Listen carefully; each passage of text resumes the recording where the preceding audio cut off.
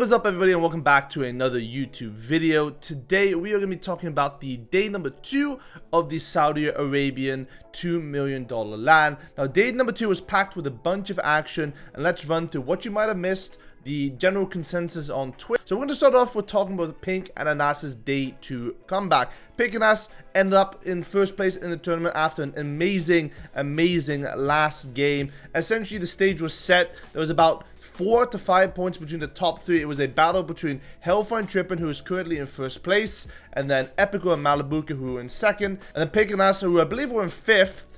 And then we had Kovacs and Refscott in 3rd place, and then Lucian Steno in 4th. So Pinq Anas had a very big hill to climb essentially in order to win this tournament.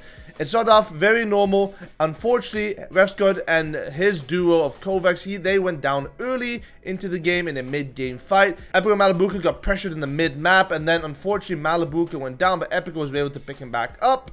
And then they sort of stayed in Sanctuary. They found themselves a kill on Lecce in the mid-game. After that, Malibuka essentially just randomly died out of nowhere, and Epico was left to clutch just all by himself in that situation, and unfortunately went down later on into the later parts of the game.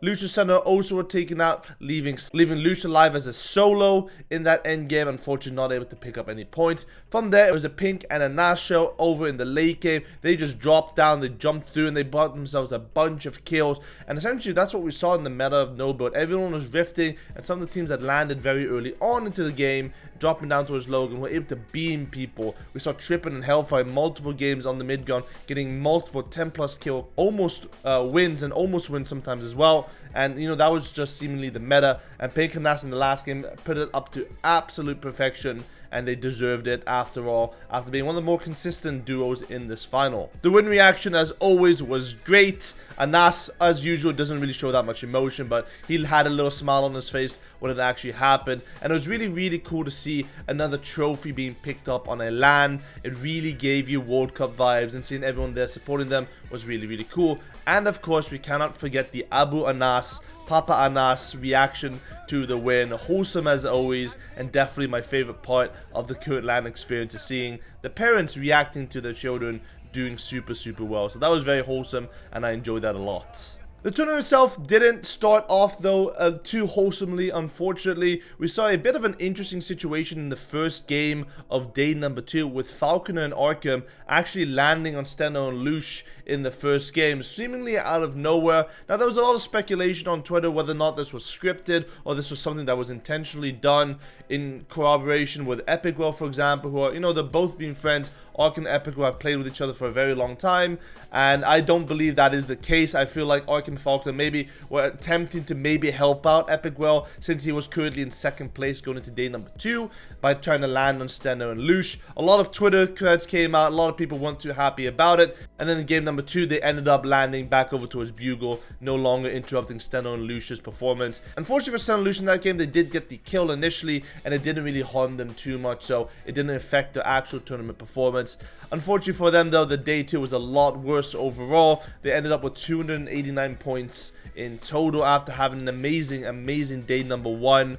Unfortunately, it wasn't good enough, only gaining 89 points in the entire day. So if they had another great day like day number 1, then they might have actually won it, but consistency is key, and we saw a massive shift in the meta actually from day number 1 to day number 2, since a lot of pros on Twitter actually were getting stuff in their tents. We saw everyone going on Twitter asking for mythical hammer, assault rifles, asking for heavy snipers, riftigos from their communities to put them in their tents. So a lot more people were finally prepared for the tournament in day number 2, and therefore we saw a huge shift in the gameplay, because everyone was running around with double heavies, sniping people's trucks. And unfortunately for Steno and Lush, they were the victims of that change in the meta in day number 2. Speaking of Steno and Lush, a lot of people on Twitter were yet again not too happy about the way that they were playing the game, the meta that they sort of were incorporating, and how they sort of went through these end games in their trucks. Now, I have to disagree with a lot of the takes that people have in this. I do realize that it is a massive tournament. It's a $1 million tournament. It's one of the biggest prize pools we've seen in a long time for any sort of tournament. It's akin to an FNCS essentially,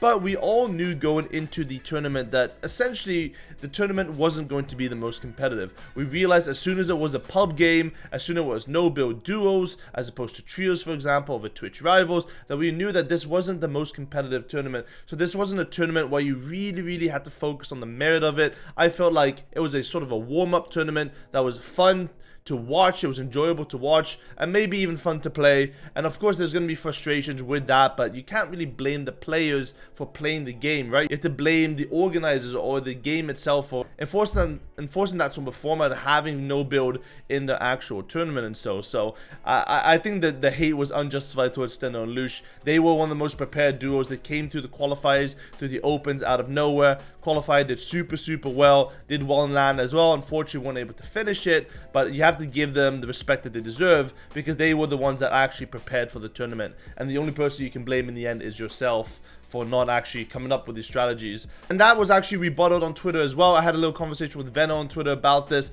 and according to him, the rules weren't too set for the tournament. Apparently they didn't know that it was going to be pubs until an hour before. Apparently cars were supposed to be banned an hour before the tournament actually started, and then they changed the rules halfway through. Tents apparently weren't going to be allowed. So there was a lot of miscommunication in terms of the way that the tournament was hosted, and perhaps that might have been the reason why a lot of the pro players ended up doing poorly, because they prepared for a different type of tournament. He was the only one that I saw actually mentioning this, so I'm not sure how true that is, but if that is the case, then that is very unfortunate for such a massive tournament of that caliber for that to happen, because you really want the competitors to know the rules far in advance so that they can prepare for it, because it's life-changing money in the end. The last thing that I want to focus on is the NA East versus EU discussion, or NA versus EU discussion that we've had, and the statistics are in. Obviously this is the no-build tournament, so don't put too much weight on top of it, but we're definitely seeing some differences in the regions and how they're performing on the LAN. This little image here comes from Pinq Analytics,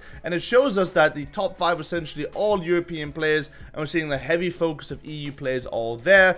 A lot of the other EU players all placed around the top 20 mark, as you can see by the blue indicators over there. We see a few NA East teams sprinkled across the top 15, so we had a lot more of the NA East teams doing well in around the 6th to 15th place. We see a few Brazilian teams. We actually had a Brazilian team win a game as well, of Lelio and Polga winning a game, and that was great to see another region finally winning, because I believe almost every single game was won by EU or a combination of EU and NA East, like Jyoti and Vico. Unfortunately, we didn't see too much Middle East representation in this final, or even NA West, but that makes sense because there's only one actual NA West team that was invited, of Falconer and Orcam. The best place in Middle East team actually placed around top 18 was Draftel and K, coming in with 207 points in total. So there's representing themselves. Good to see some sort of differences there. Unfortunately, the Asia teams weren't really that relevant either. Dokken being contested spawn over at Rocky Views, but like I said, we're seeing some shifts. We're seeing EU coming in very strong into the first tournament, and I'd love to see a comparison between the two graphics to see how well EU can maintain that spot, or will the other regions come in hot in the actual competitive game mode. Thank you guys so much for watching. A very short summary of the yesterday's tournament, because not too much crazy happened on. But as always, if you liked it, make sure you give it a thumbs up and also subscribe. I'll be doing a viewing party of the build tournament starting at 5 PM Amsterdam for predictions and 6 PM for the game. I'll see you guys there. Have a good one. Goodbye.